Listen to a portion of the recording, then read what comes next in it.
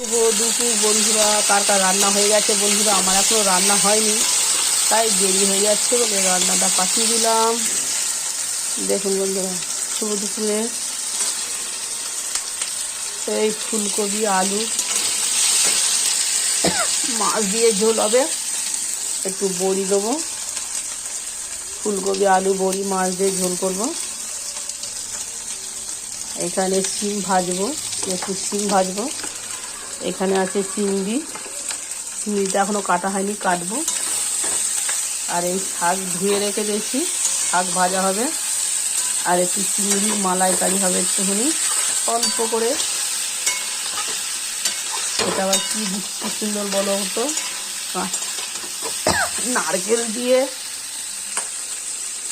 একটুখানি জুস করে নেবো নারকেলের দিয়ে এই চিংড়ির মালাইকারি হবে।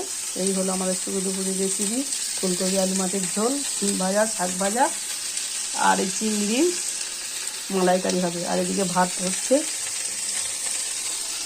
শুভ দুপুরের শুভেচ্ছা রইল সব বন্ধুদের। টাটা বন্ধুরা, শুভ দুপুরের শুভেচ্ছা রইল। কার কার রেসিপি হয়ে গেছে বলবে তো তুমি কমেন্টে, চলে যাবো তাদের পরিবারে। টাটা।